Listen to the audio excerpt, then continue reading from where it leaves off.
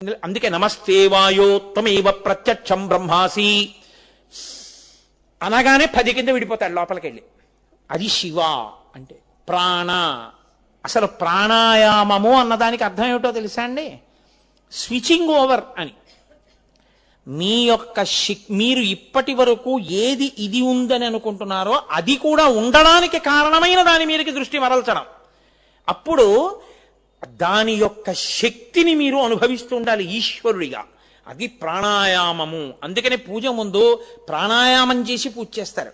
అంటే దీని మించి దాని మీదకి జర్క్ తిరుగుతాడు, ఒక్కసారటు అలా తిరుగుతాడు.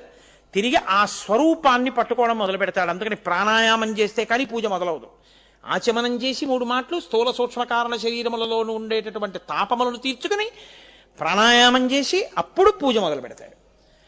అలా మొదలుపెట్టినప్పుడు ఆ ఊపిరి లోపలికి వెడితే ప్రాణ అదే ఉన్నది అన్న గౌరవాన్ని ఉంచేది. అది ఆగిపోయినది, ఇక ఇది లేదు. భవతి అంటారు సంస్కృతంలో. ఉన్నది ఉన్నది అనిపించేది ప్రాణమే, ఆ ఊపిరే. అది లోపలికెళ్ళి బయటికి వస్తే ఉన్నాడు. అపానము. మీరు తినకూడని రజోగుణ సంబంధమైనటువంటి పదార్థములు తినేసినప్పుడు అవి ప్రేగుల్ని తినేసి కన్నాలు పడిపోకుండా లోపల ఇబ్బంది కలగకుండా పుట్టినటువంటి దుర్గంధభూయిష్టమైనటువంటి రజోగుణ పదార్థ జనితమైనటువంటి ఆమ్లమైన వాయువులు పైకి వచ్చి పైన ఉన్నటువంటి అత్యంత ముఖ్యమైనటువంటి అవయవాల్ని గుండె, ఊపిరితిత్తులు, మెదడు ఇలాంటి వాటిని దెబ్బ కొట్టకుండా ఈశ్వరుడు శక్తి స్వరూపుడై కిందకి తోసేసి ఆ పదార్థంలోంచి పుట్టిన వాయువునంతటిని వాయు రూపంలో బయటికి పంపిస్తే అపాన. వ్యాన. ఈ శరీరం పడిపోయిన తర్వాత కూడా ఇంకా శిథిలమైపోయినటువంటి ఇంటి చుట్టూ గోడ కట్టి ఇది ఫలానా వారికి చెందినది అని బోర్డు పెట్టినట్టు ఇంకా నేనన్న తాపత్రయంతో జీవుడు చూసుకుంటూ ఉంటాడు దాన్ని. అందుకే 11 రోజులు ఉంచుతారు అశౌచం. 11వ రోజు వేళటికి వెళ్ళి కొట్టుకుంటూ ఉండడం, బీరువాలు తీయడం, తీసి ఇదే వీడు ఉంచింది అంటూ ఉండడం, ఉంగరం ఎవరికి ఇవ్వాలి, వాచి ఎవరికి ఇవ్వాలి, ఇల్లు ఎన్ని గదులు వేసుకోవాలి, అప్పటికి అసహ్యం వేసి 11వ రోజున వెళ్ళిపోతాడు. అందుని బావా ఇంకెంతకాలం ఏడుస్తామని బావమరిది వచ్చి బట్టలు పెట్టేస్తాడు. వ్యాన. దీన్ని పట్టుకుని ఉంటుంది వాయువు. అభిమాన దేవత అంటారు. ఇది నాది నాది. కొడుకు వచ్చి వెర్రి నాన్న అయిపోయింది వెళ్ళిపోయావు వదిలేయి, దీన్ని కాల్చేద్దాం అనుకుంటున్నాను ఇంకని కాళ్ళు బొటన వేళ్ళు 2 కట్టేస్తాడు. కట్టేసి ప్రేత సంస్కారం అంటారు. మంత్రంతో సంస్కారం చేసేసి నీళ్లు పోసి అభిషేకం చేసేస్తాడు. ఇక తుడవడం ఏముండదు, ఇక నీళ్లు పోయడం ఒకటే ఉంటుంది. ఆ అభిషేకం చేసేసి వ్యానవాయువుని వదిలిచేస్తారు. కాబట్టి శరీరాభిమాన దేవతగా వ్యానము. ఉదానము. ఉదానము అనబడేటటువంటి వాయువు ఆశ్చర్యకరమైన వాయువు.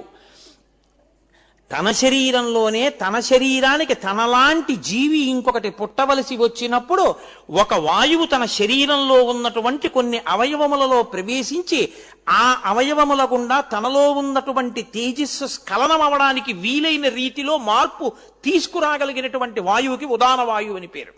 సమాన.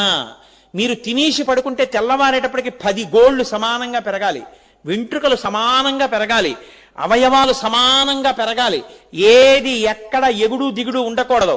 అలా పెరిగేటట్టు చెయ్యగలిగిన వాయువు సమాన. ప్రాణ అపాన వ్యాన ఉదాన సమాన నాగా.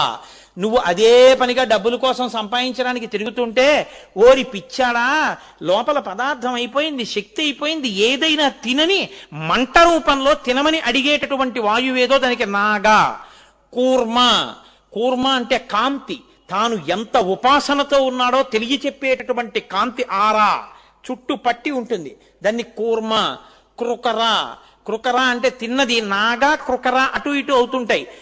ఒక్కొక్కసారి నాగా ఎక్కువ తినేస్తే త్రేణుపుగా వస్తుంది. కృకర ఆకలి పుట్టిస్తుంది. కృకర ఆకలి పుట్టిస్తే నువ్వు ఆకలి తీరడానికే తినాలి. 3వ వంతు నీటికి, 3వ వంతు గాలికి ఉంచి 3వ వంతు పదార్థంతో నింపాలి. కానీ నాలుక రుచి కోసమని నువ్వు తినేస్తే ఈ లోపలంతా నిండిపోతే గాలి నీరు తిరగడానికి చోటు లేకపోతే ఇక తినవద్దు ఇక తినవద్దు అని త్రేణుపు రూపంలో ఈశ్వరుడు చెప్తాడు. నాగా, కూర్మ, కృకర, ధనంజయ. ఈ శరీరాల కంటే మనుష్య శరీరాలకి తీసుకెళ్లి అంత్యేష్టి సంస్కారం చేస్తారు, కాల్చడమో పూడ్చడమో. మరి మిగిలిన ప్రాణులు ఓ కుక్క చచ్చిపోయింది, ఇంట్లో కుక్కే, కాళ్ళకి తాడు కట్టి లాగి తీసుకెళ్లి డొంకల్లో బారేస్తారు. లోపల ఉన్న ధనంజయ వాయువు ఆ శరీరం బాగా ఉబ్బిపోయేటట్టు చేసి పగిలిపోయేటట్టు చేసి పిండాండంలో ఉన్నటువంటి పంచభూతాల్ని బ్రహ్మాండంలో ఉన్న పంచభూతాల్లో కలిపేస్తుంది. అలా కలిపేసే వాయువు ధనంజయ. చిట్ట చివరిది దేవదత్త. దేవదత్త అంటే మీరు శరీరం బడలిపోయినా సరే ఆగకుండా అదే పనిగా పనిచేస్తుంటే నీ జ్ఞానేంద్రియ కర్మేంద్రియములు బడలిపోయాయి. కాసేపు వాటిని అలా విశ్రాంతిని, ఈ శక్తుల్ని లోపలికి తీసుకుని మళ్ళీ వాటికి ఛార్జింగ్ పెడతాను, వాటికి శక్తినిస్తాను అని కాసేపు నిద్రపో అని వాయు రూపంలో చెప్తాడు ఆవలింత.